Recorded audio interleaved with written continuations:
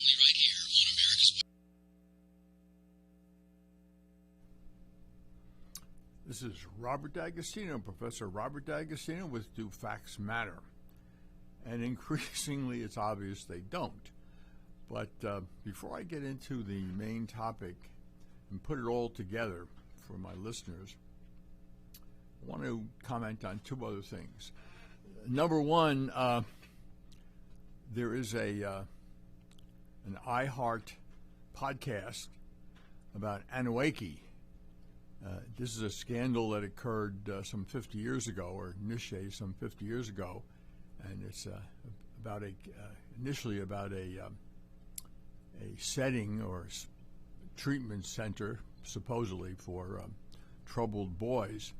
And you may want to listen to that. It's kind of interesting because, and I say that not because I've been interviewed for it personally, but it goes to show you the ineffectiveness of government and how government is so prone to be pressured by people with political clout.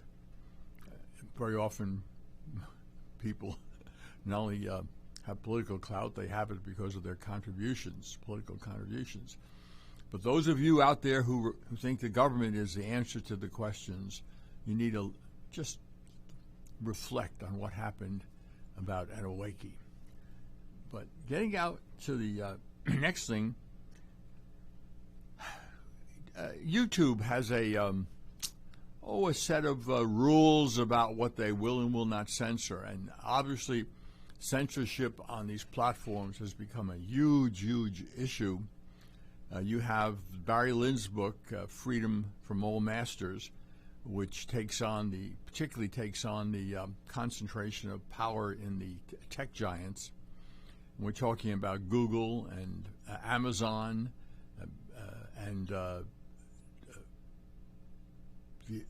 Facebook and what have you. And the recent book by Josh Hawley that just came out, Senator Hawley from Missouri, The Tyranny of Big Tech. And of course, their tyranny is being expressed is in censorship. If you don't toe the line, whatever the line happens to be, you're censored. And YouTube has the same rules. And what's interesting about YouTube, and I read this, and I probably another show I'll analyze it in detail because I didn't quite have enough time to go through every single rule and every single assertion made by them. But the bottom line is this, that YouTube decides what you can say or think about COVID-19, what you could say or think about the treatments for COVID-19, and what you could say or think about the mandates coming out from politicians about COVID-19. There's no recognition that there is some dispute about some of these areas. And that's for sure. There's a lot on the internet now about the efficacy of most masks. There is some question about whether or not the vaccine should be given to young folks. These are all matters of dispute. And you would know that, of course, from YouTube. YouTube, they've decided, their epidemiologists and medical staff on YouTube have decided what you can and cannot think and what you can and cannot say. And they forget what Feynman said, the famous physicist Feynman said that science is the knowledge that the experts are wrong. And that's what he really meant, and what that means is that science is not settled. Science is a process. Science is where scientists use a process to test theories, to test hypotheses, to test established facts. If science was settled, why aren't we living under Newton's laws?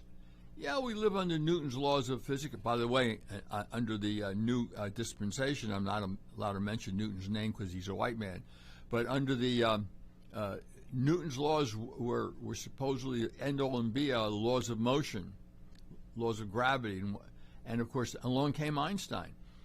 Relativity. The GPS that we all use would not work if we only apply Newton's laws. You have to apply certain elements of relativity. Now, I want to go into that because it's beyond the scope of this talk, although Might have a guest on in the future that can talk a little bit about that and why that's so. Time dilation and all that wonderful stuff. But that's the whole issue in science. You challenge, you look at things. And I was listening to an interview of a Harvard epidemiologist and medical scientist who said, was talking, an interview by a climatologist, a geologist, and a physicist. He's a physicist. And he was talking about climate change and said as they make the projections, the computer projections, more sophisticated, things become more uncertain. That's an interesting comment. As we make the computers and the computer projections more sophisticated, the results become more uncertain. Well, you collect knowledge and you have to apply it. Karl Popper, the great philosopher of science, said, science is about testing, about falsification. Whenever you have a theory, when you ever have a hypothesis, you got to try to falsify it. Where are the holes? And by finding the holes, we can make the theory better. We can make the hypothesis more accurate. And that's happened with the COVID-19. Hydroxychloroquine. It's absolutely correct that it's not a cure, but it is not correct that it doesn't have a use. In many countries use it, and it's effective in the very early stages. Once you hit the hospital and the cytokine, once you hit the immune response, it's too late to use that. There's no question about it, that it's not a cure. But does it work? Early on, it seems to control, and it prevents people from going to the hospital. But you would know that from what YouTube says. You would know that from, and you can know it from the internet, at least the non-censored part of it. But it's absolutely incredible that you have to think in certain ways, you have to believe in certain ways, you have to act in certain ways.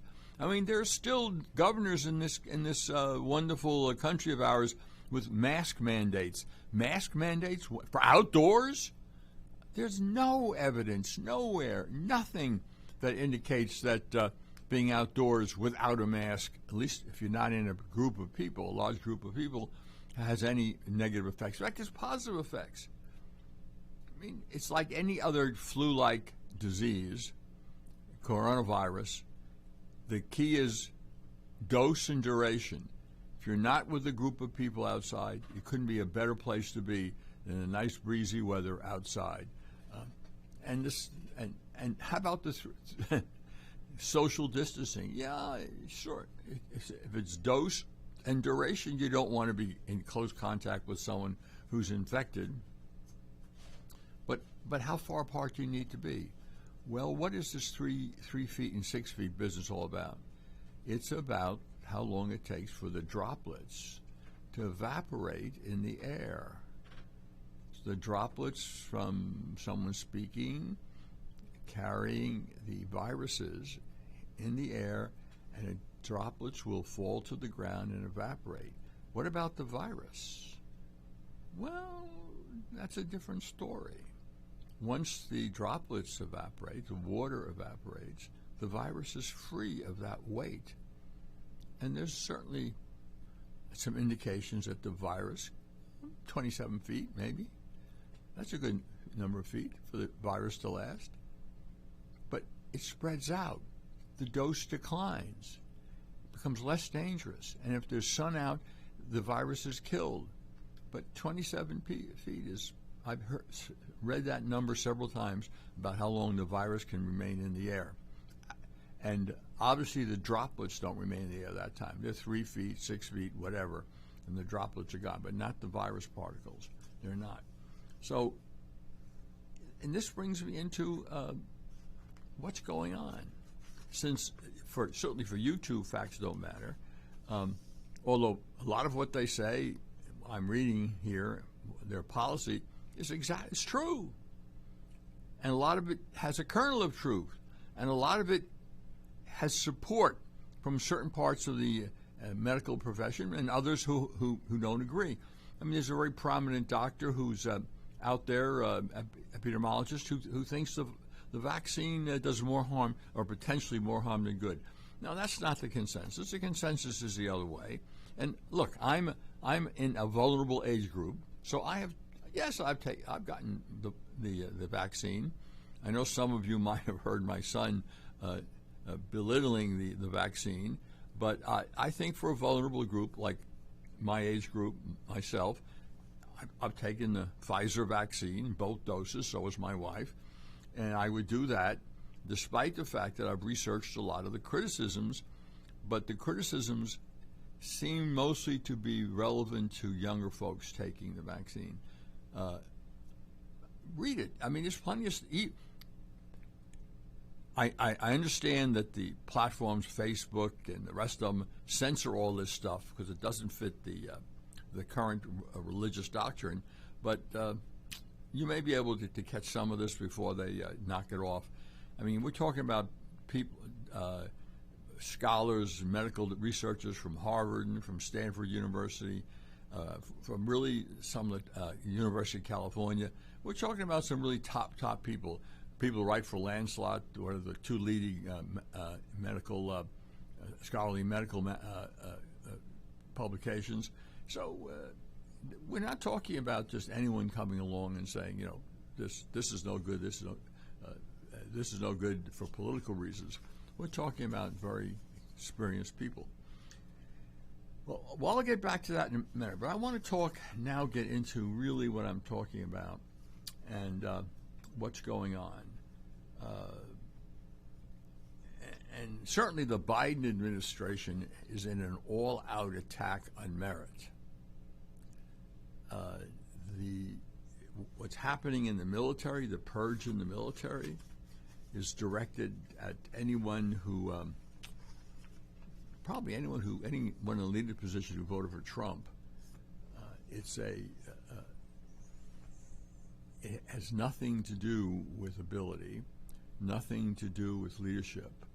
It has everything to do in the name of getting rid of domestic terrorists. It's very interesting, domestic terrorists. People who loot, we may call it take advantage of a shopping situation, who burn, who attack courthouses, who attack police stations, drive people out of business. They're peaceful protesters, or their reaction is understood. You sympathize with it. After all, the poor press group as they steal TV sets from a Target or a Best Buy. I mean, I think that Walgreens has announced the closing of multiple pharmacies in San Francisco because they can't control the thievery. Shoplifting is rampant since the district attorney of San Francisco has announced she won't prosecute shoplifters. Therefore, they shoplift. It's what a surprise, right? That only could be a surprise to a lefty. And you know, I was looking at what's happening in New York City. Bill de Blasio is not running for re-election. Even if he were eligible to do so, he'd probably get maybe 10% of the vote. Well known as the worst mayor in New York City history. And the odds-on favorite was Anthony Yang. He ran for president, a Democrat, very intelligent young fella, and he was the odds-on favorite.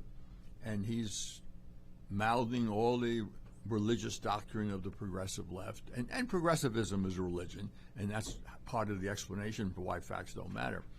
When you have an all-encompassing religion, it's the doctrines of the religion, whether it's a sacramental or a fetish, like wearing masks outdoors when no one else is around. That's a fetish. Our dear president is up to his ears in mask fetish. So anyway, and of course there are sacraments, infanticide, same-sex marriage. These are sacraments, and they can't be challenged because they're religious sacraments. So we have this whole progressive movement, and this is now taking over the military. Look, when President Obama became president, one of the first things he did, he understood, the left has always understood, that personnel is policy. something Republicans have never really understood, or most Republicans. But personnel is policy. If you want to control the policy or change the policy, you have to change the personnel. And we'll continue that little discussion in a moment. We're up against the break. Hi, this is Rocky Blair, former four-time Super Bowl champion with the Pittsburgh Steelers and Vietnam veteran. As a board member, I'd like to talk to you about Warriors to Citizen, a nonprofit organization that helps American heroes, soldiers, police, fire, EMT, and their families recover from the psychological harm caused by career-induced stress. Over the last 20 years, broken relationships have been a major causal factor for the highest documented divorce rate and resulting suicides in this population. This program, From Warriors to Citizen, is delivered free to families by professionals, all whom served in uniform and understand the needs to be addressed. I ask for your support, so please go to our website, warriorstocitizen.org, and find out how you can help, either by making a donation or sharing this information with an American hero that you may know. And thank you. Ladies and gentlemen, boys and girls of all ages, join me, Roger B., every Tuesday at 1400 hours right here on America's Web Radio for the Locked and Loaded Show. We will talk about guns, weapons, ammo, gun accessories, prepping, and so much more. So be sure to join us every Tuesday at 1400 or 2 p.m. for Locked and Loaded on America's Web Radio. If you live to serve and want to make an even bigger difference, consider joining the U.S. Army. With training in fields like medical care, linguistics, and engineering, an Army career can amplify your efforts with humanitarian opportunities all over the world. Plus, you'll receive competitive pay and incredible benefits, so you'll be taken care of, too. Learn more at GoArmy.com. You're listening to America's Web Radio on the AmericasBroadcastNetwork.com. Thank you for listening. This is Professor Robert D'Agostino with Do Facts Matter. We were talking about religious doctrines, and which progressivism has become a religious doctrine, which, by the way, explains the censorship. I mean, if you're blasphemy, you burned at the stake, in 1400s, 1300s, you could get burned at the stake, 1500s. Now, of course, they cancel you. That's because what you're saying is blasphemous. No blasphemy allowed. And also no facts allowed, because once you have a religious doctrine, and it's, people don't understand something. And are you anti-religious, Professor D'Agostino? No, I'm anti-false religion. And progressivism is a false religion, and it's based on false facts. It's based on no facts. And he said, what about Christianity? I said, well, what about Christianity? Go look at your history from the so-called Dark Ages through the Middle Ages, and you tell me what institution founded virtually every single university. Every single educational system was created by the Catholic Church, or later on some of the Protestant churches. And who are their faculty? Mostly priests. So you go back, whether it's the University of Paris, Bologna, and all the other ones, they have either staffed by clergymen, or more than likely created by the church. So to say that the church was anti-science is crazy. And they bring up Galileo. Well, he was a pain. I mean, Galileo was protected by the Pope, but he broke his promise. The Pope didn't try to say that the Catholic Church didn't say what he was teaching was false. They said they wanted him to have some evidence, some proof. They wanted to be a little more sure about what his facts were, and he decided to publish before that. The people who were anti-Galileo were some of his colleagues at the university, because he was a thoroughly disliked person. So the whole story should be told, not just the myth. But, of course, the myth is more important sometimes than the real story. In any case, look it up.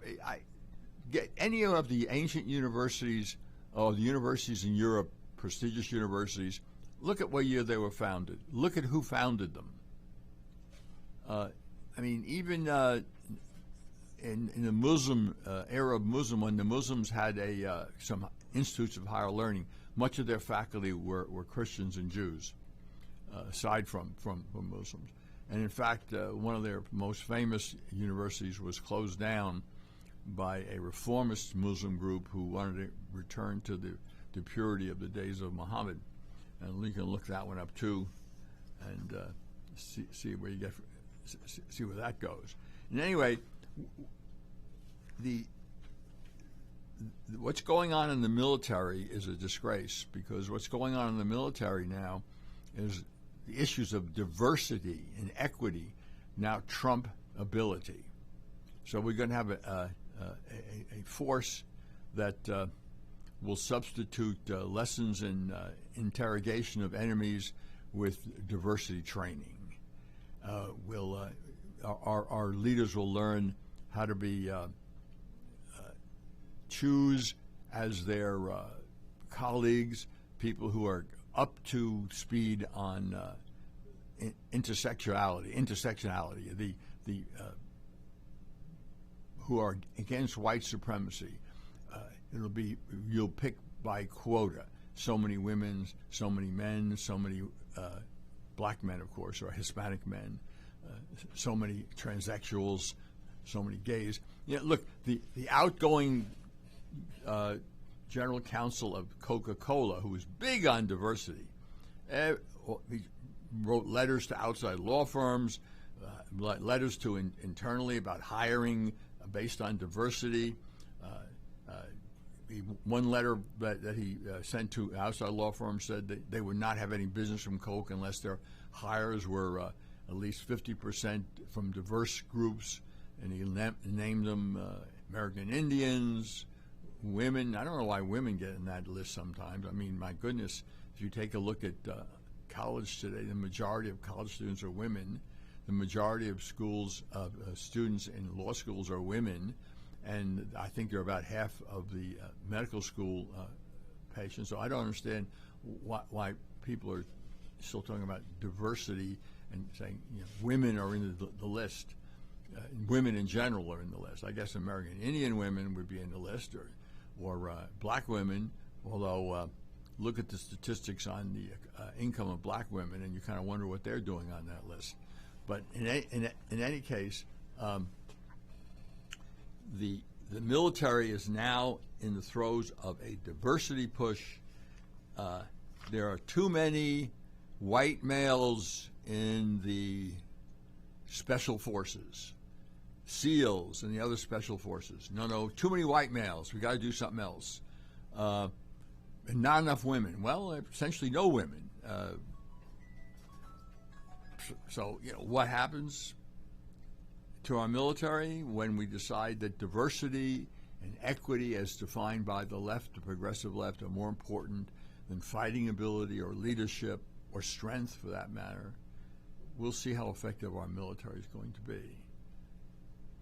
And we'll see how effective our special forces are going to be if they have to, the special forces, those people, those men who are in the special forces, they're physically extremely strong.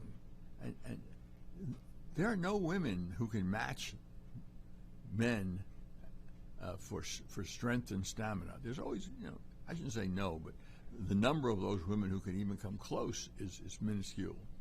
And that's been shown time and time again, and which is why a lot of the cities have reduced the physical requirements for firemen or fire persons because women just can't qualify. Just because of physical strength, muscle, not because of brains, not because of ability in other things, but in terms of carrying the hoses and carrying people up and down ladders. There are differences. I know this is terrible, and I risk being canceled. Men and women are different. They're different in genetics. They're different in brain structure. They're different in muscle structure. They're different in hormones. And no matter what you do and how many hormones you block, or how many hormones you inject, or how many surgeries you have, you're still a biological male or a biological woman. I know that's terrible, because nowadays you are supposed to deny biology. Baby is born, you're supposed to ask, and And you're not supposed to ask what is it, a boy or a girl, because the answer by those who are with it will be, my baby hasn't chosen yet. Yes, right. The baby hasn't chosen yet. That's the answer to the question of, have you just had a boy or a girl? My baby hasn't chosen yet. And now you can't call mother and dad. What do you have to call them now? The birthing parent?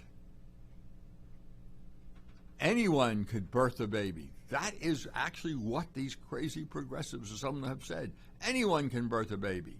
What do you mean anyone can birth a baby?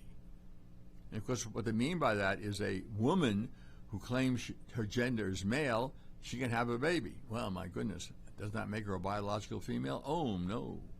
Her gender, she's chosen her gender as male, which means that males can have babies, right?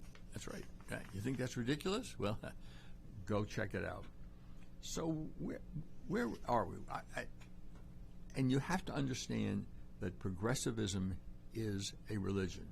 So that's why the reaction, the cancel reaction, the nasty and vicious reaction to anyone who disagrees with anything that comes out of the mouths of the progressives. That includes this COVID thing, because a lot of the rules that governors have put in, I'm talking about Murphy in New Jersey and Cuomo in New York and Whitmer in Michigan and Newsom in California, they're all, of course, Democrats, and they're all progressives. And it's all about control and power. If one thing about Saul Alinsky has taught us is that as far as the left is concerned, the only thing that counts is power. Forget the issues.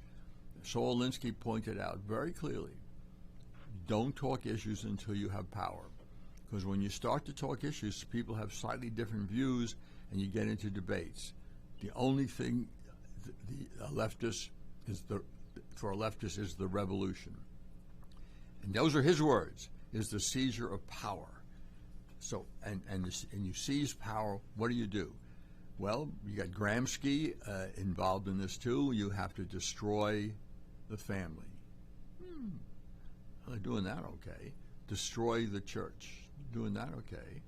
And right after the break, we'll get back to the other destructions and how all this ties together. Hello, my name is Rick White, and I'm the director of the Georgia Military Veterans Hall of Fame. I want to encourage all Georgia veterans to consider being nominated to the Georgia Military Veterans Hall of Fame. And if you are a Georgia veteran, and the definition of a Georgia veteran is either you were born in the state of Georgia, or you've lived here 10 years, or you were raised your right hand, joined the military in this state, you are considered a Georgia veteran. For further information, go to www.gmbhof.org, or you can contact me at 678-427-0915. We'd love to have your nomination for the Georgia Military Veterans Hall of Fame. Thank you so much. Hello, I'm Dr. Mike Karuchak. Have you ever wondered what doctors talk about amongst themselves? If you do, join us on the Doctor's Lounge and hear the doctors' conversations amongst themselves. Join me and my co-host, Dr. Hal Schertz, every Thursday morning, 8 to 9 a.m. Hi, this is Rocky Blair, former four-time Super Bowl champion with the Pittsburgh Steelers and Vietnam veteran.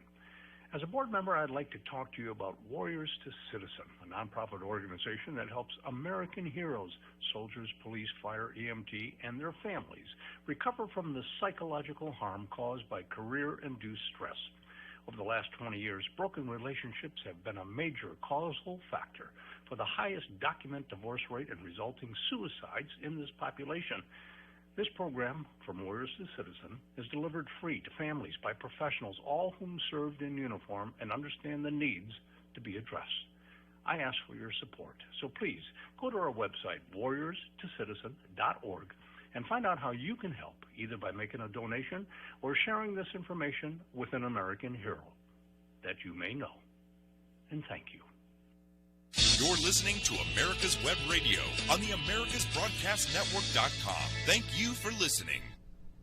This is Professor Robert D'Agostino with Do Facts Matter, going through the list of what progressives to advance their religion are doing. And we talked about the destruction of the family, destruction of the influence of the church, and that's really for sure.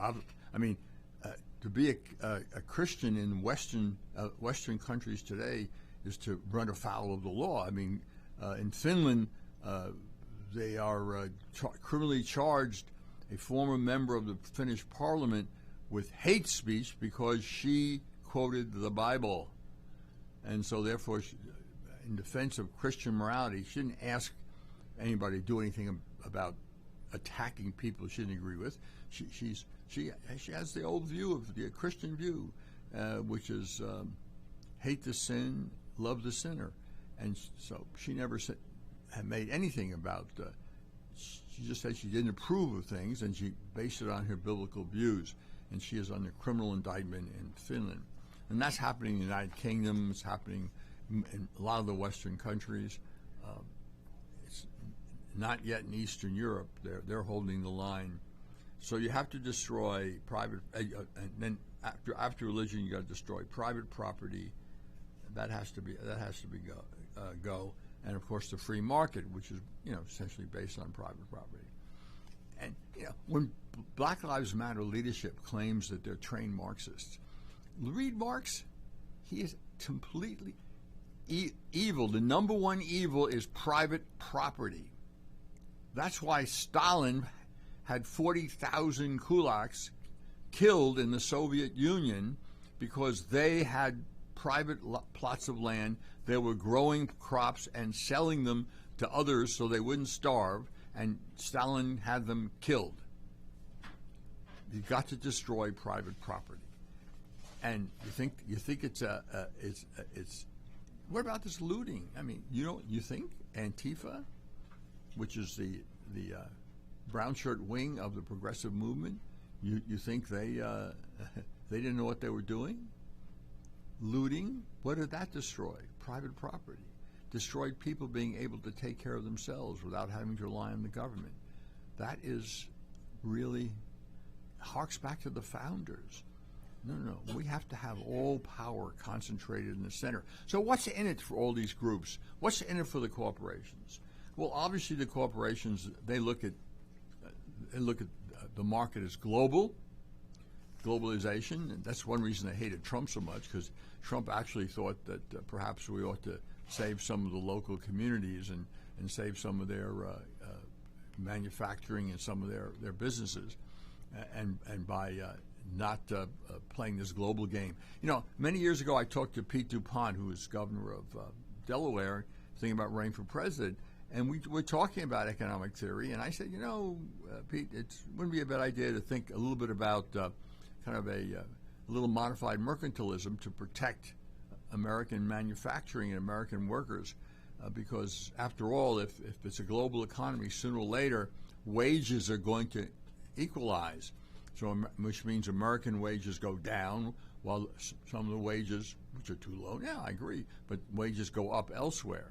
And no, he was all for free trade because free trade was more efficient. Well, it is more efficient economically. It probably is. It probably is more efficient. If the only thing you will care about is efficiency, then you can treat labor as a commodity. And that's, of course, what corporations want to do. People are either customers or commodities. If they're commodities, you go where the commodities are cheapest. Asia, China, Africa, where you can get low wages, where you can take advantage of the workers. A little slave labor in China, in the Uyghurs, helping Nike make their sneakers. What the heck? People are commodities, or they're customers. So one or the other. So for the corporations, then, this wokeness, this globalization, this anti-Trump, this viciously anti-Trump, anti-Republican, is all about money. Well, not all about money.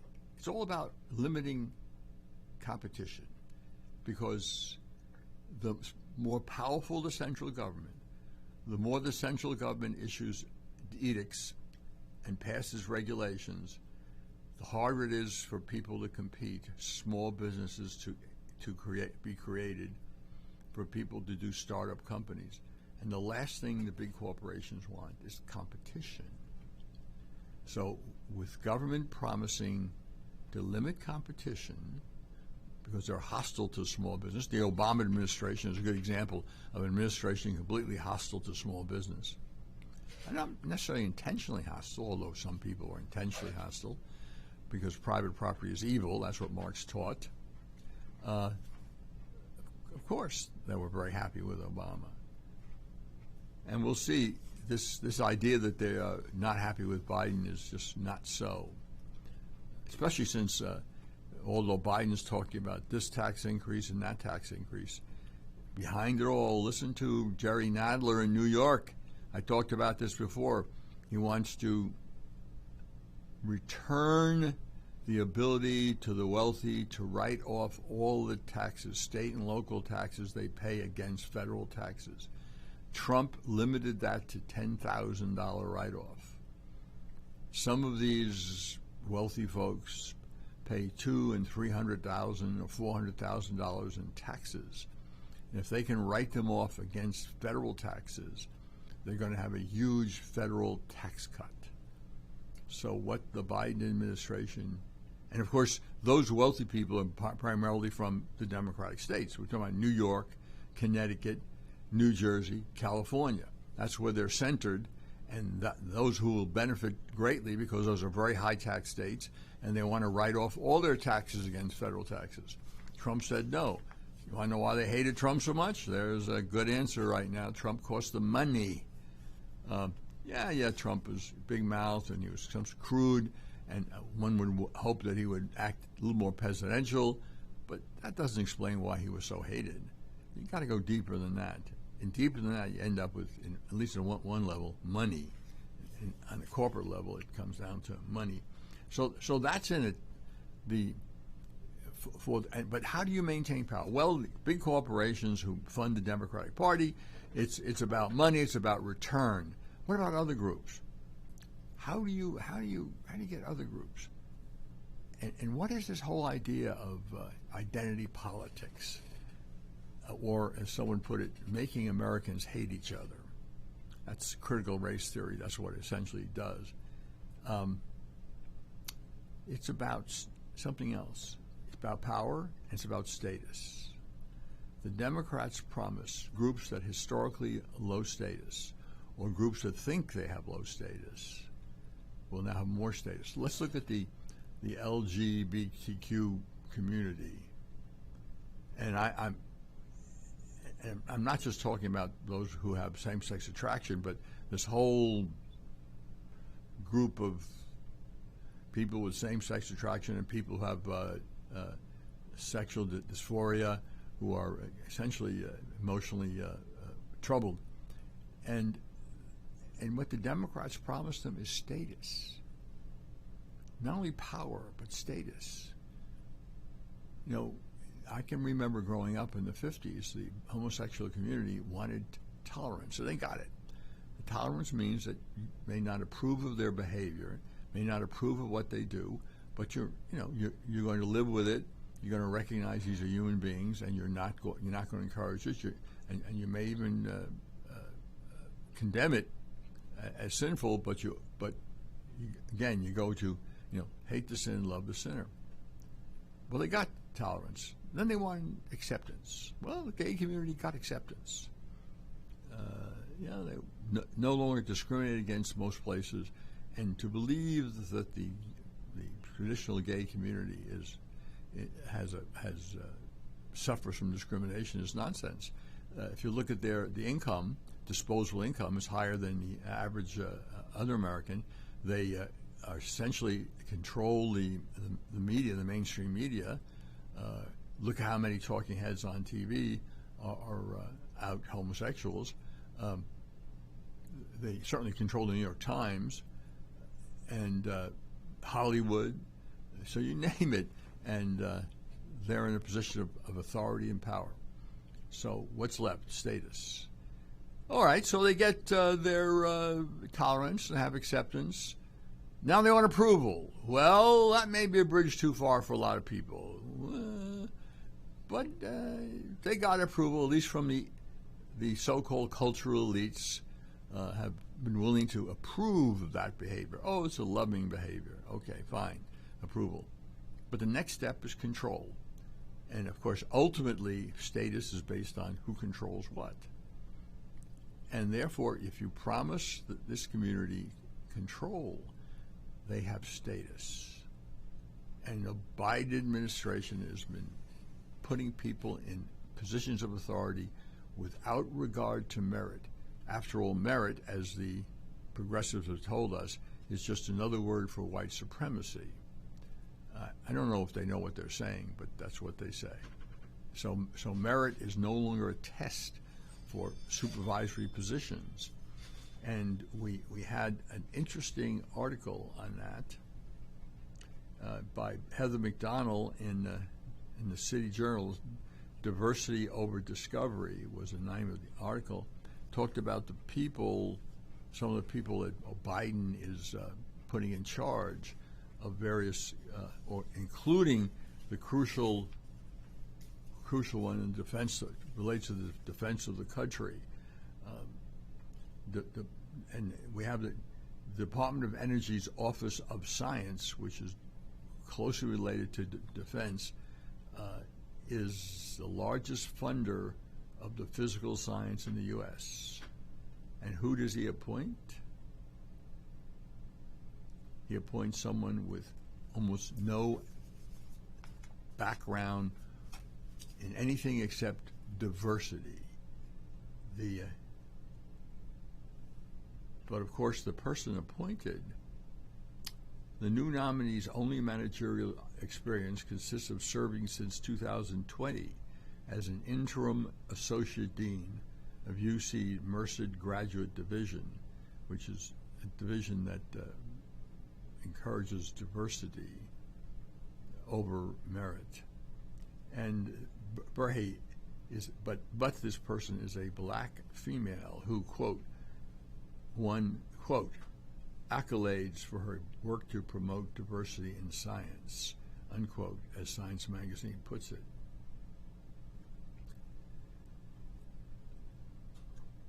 And so she has authority for choosing what to fund, how to fund it, and if her main issue is diversity hiring, we're in big trouble in the area of government support for pure scientific research.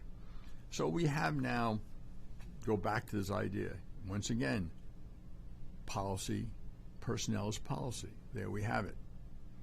And again, going back to what I started to say before, President Obama understood that perfectly. One of the first things he did when he became president was hire some 10,000 plus new federal bureaucrats. And he hired them across a number of departments, and they infiltrated, and for 8 years of the Obama administration, he was able to corrupt by politicizing the IRS, the CIA, the FBI, and the DOJ. The only thing that wasn't corrupted and politicized by Obama was the military, which Biden is now taking up that. Unfortunately, Trump, one of his big shortfalls, and was he didn't really understand that personnel is policy and did not rid himself of all these people. You know, when and I'll pick up this in a minute. Right now, we're up against a break. Hello, my name is Rick White, and I'm the director of the Georgia Military Veterans Hall of Fame. I want to encourage all Georgia veterans to consider being nominated to the Georgia Military Veterans Hall of Fame. And if you are a Georgia veteran, and the definition of a Georgia veteran is either you were born in the state of Georgia, or you've lived here 10 years, or you were raised to right hand and joined the military in this state, you are considered a Georgia veteran. For further information, go to www.gmbhof.org, or you can contact me at 678-427-0915. We'd love to have your nomination for the Georgia Military Veterans Hall of Fame. Thank you so much. Hey folks, this is Victor with the On Point with Victor show. Make sure you listen every Tuesday 1 to 2, only right here on America's Web Radio, the On Point with Victor show. Remember folks, I'm not angry, I'm just right. And you can find out why every Tuesday from 1 to 2, the On Point with Victor show, only right here on America's Web Radio. Ladies and gentlemen, boys and girls of all ages, join me, Roger B., every Tuesday at 1400 hours right here on America's Web Radio for the Locked and Loaded Show. We will talk about guns, weapons, ammo, gun accessories, prepping, and so much more. So be sure to join us every Tuesday at 1400 or 2 p.m. for Locked and Loaded on America's Web Radio. You're listening to America's Web Radio on the AmericasBroadcastNetwork.com. Thank you for listening. So Professor Robert D'Agostino back with New Facts Matter and talking about what's in it for these various groups. And what's in it for the corporations is money and probably being invited to the right parties. After all, it's nice to rub shoulders with Hollywood stars, apparently. I mean, it's kind of interesting that you look at basketball players who make $10 million a year and have $40 million homes, hobnobbing with entertainers who have $90 million homes, talking about how oppressed they are. It's really, to me, either you believe what they say or you believe your eyes. The last thing, yeah, there's racism in this country. I agree. The Democratic Party is a racist party through and through. I've got an article about that. Whether you start with the founder of the Democratic Party, President Jackson. By the way, President Jackson, who founded the modern Democratic Party in the 1830s, was not only a slaveholder and a harsh slaveholder, he treated slaves terribly. He also was a slave trader. He traded in slaves as commodities. That's how he made a lot of his money before he became president. And my article comes out, I've got that well footnoted. So you start with the founder of the Democratic Party, go right through to the current, and the Democratic Party is a racist party. And so what's in it? They have a coalition of people who they're promising status to. They promise power and they promise status. And that's what they're holding their coalition together. Sure, you got to convince people maybe that they're victims. I mean, it's hard for me to see women as a class as victims, but the Democrats do what they can to try and convince a lot of women that they're victims. So they have a coalition essentially of single women, a majority of blacks, and there's so many blacks who understand they're not victims, that times have changed, even since when I was growing up. And in New York, and if the country is so racist, why are so many African Americans, black Americans, moving away from the centers of liberalism, Chicago, Detroit, New York, and where are they coming?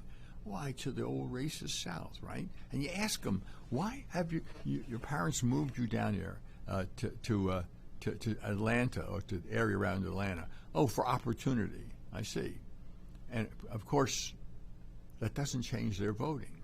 They still vote for the same people who got them in trouble, who got Detroit in trouble, who wrecked Detroit, who are busy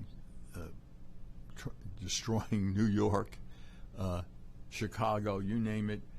These progressives, San Francisco, where the prosecutor in San Francisco has announced that she won't prosecute theft, and therefore the stores are closing because they can't control theft in their stores. So people just come in and shoplift whenever they feel like it, and there's nothing these store owners can do about it. Some store owners put everything behind lock and key, so if you want to buy something, you got to come out with a key, open the cabinet to give you something. But that's certainly expensive and time-consuming, but it's what has to be done, apparently, in some areas. In any case, what's in it? So we know that if you look at what's in it, it's what's in it for people is power or the promise of power and the promise of status. And, of course, you have to then say who has the power. So you now decided that it's white heterosexual males who have the power, and they have to surrender the power. So we have this nonsense about white privilege. I think the real answer is that we, up until recently, had a pretty much of a merit system in this country for advancement, and for various reasons having to do with, social and contacts, luck to an extent, people advanced based on luck, merit, and contacts. And as African Americans and Hispanic Americans make contacts, get more useful education, they're rising up the ranks. You look at what is the most educated group in the country? You know what it is? Group with the highest level of education in the country? Nigerians, Americans of Nigerian descent. Look it up. And there's various other groups, Asian groups, and black groups, very high up on the list of income. And as Thomas Sowell and Walter Williams have pointed out, many discriminated against groups, like in Africa, where Indians from India were discriminated against, and East Asia, discrimination against Chinese. That did not stop them from becoming economically successful, financially successful. So even if there is discrimination, it does not serve as a barrier to those who don't want it to be a barrier, or those who have the opportunity not to. But of course, the Democrats want to make sure that there's an underclass that they can claim victimhood, and that the Democrats can claim we will give you power when we get rid of these white privileged men. And so what do? Every time the African American community, American blacks, start to assimilate into the middle class, start to rise up, and their income starts to close the gap with whites, and their educational achievement starts to close, the Democrats think of another way to keep them from advancing. Whether it was Jim Crow laws in the South when the Reconstruction era ended, or whether it was the war on poverty, which essentially wrecked the black family, and we know that crime is related to being raised, males anyway, being raised in single-parent homes, and it doesn't make any difference if you're white or black. The reason there's so much more black crime is so many more black males are raised without their daddies, because the federal government has paid women to stay unmarried, has taken over the role of supporter of black families and relieved men of their responsibility to take care of their own children. And if you look at the white crime rates and you see who commits them, the young white males who commit crimes, they have been raised by and large in single-parent homes. So it's the key variable is single-parent homes, whether you're white or black. But of course, the Democratic policies are aimed at increasing dependency, because that way you increase power at the center.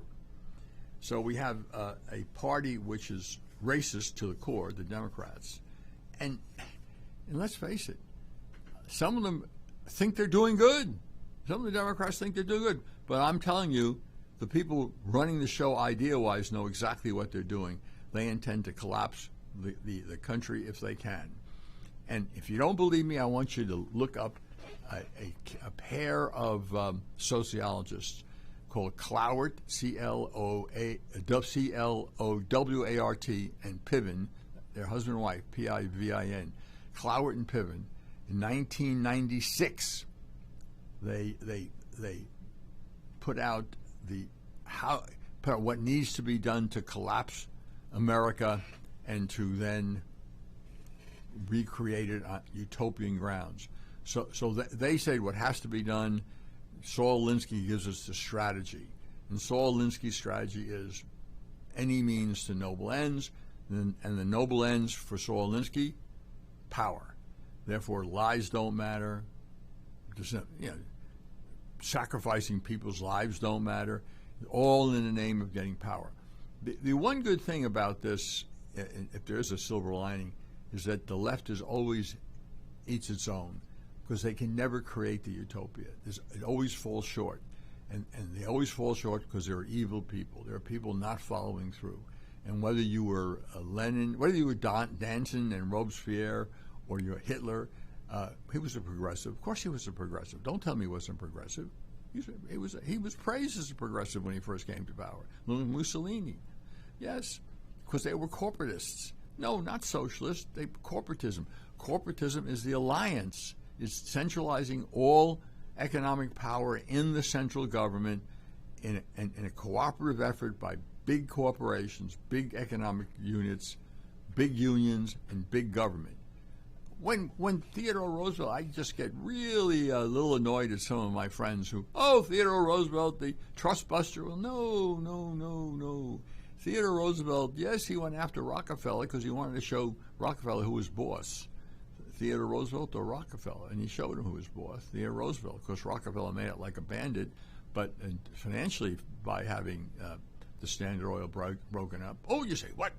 Broke up the monopoly, and he made out like a bandit economically? Yes, because he got shares in all the companies that succeeded Standard Oil, and that was worth more than Standard Oil alone. But when he ran as a bull moose, he ran explicitly as a corporatist candidate. He could have been economically spouting the same stuff Mussolini spouted. So economically, corporatist. They're corporatists. They're not socialists. They're corporatists. They don't want to nationalize the governments. They just want to control it all from the center in cooperation with those who know how to run it. You know, as Hitler said, and I'm just paraphrasing, he was asked early in his regime, aren't you a socialist? And Hitler said, of course, National Socialist Party. We're socialists. And he said, well, why aren't you doing what Lenin did in Russia and take over all the businesses? And Hitler's answer, and I'm paraphrasing, was, I want to keep the people who know how to run the business, running the business, as long as they do what I tell them. And that's how the government is, as long as they do what we tell them.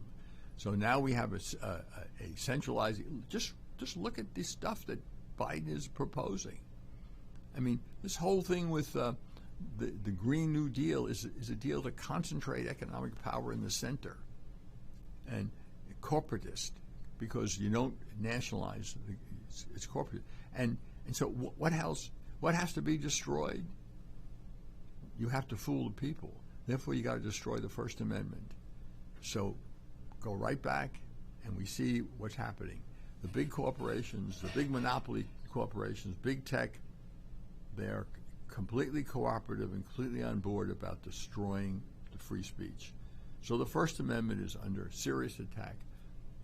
And the Democrats fear that the courts might protect some elements of free speech, because don't forget, the First Amendment applies to government action, not private action. And they're really afraid of that. They're also afraid that the Republicans might get in charge and might finally do something that shows they're not cowards and actually do something about what's going on. Rather than talking about it, do something about it. And so the First Amendment has to go, and the Second Amendment has to go. I mean, we can't let people who are actually law-abiding have guns, and we have these terrible incidences where people, mass murders, some of them, if the law in the books had been enforced, wouldn't have occurred, like the Parkland murder in Florida. But I think I mentioned this before, and I'll mention it again. When I get a lot of requests from the Brady PAC about gun control, and although the show is over, I will tell you that I wrote to the Brady PAC and say, your proposals are quite interesting.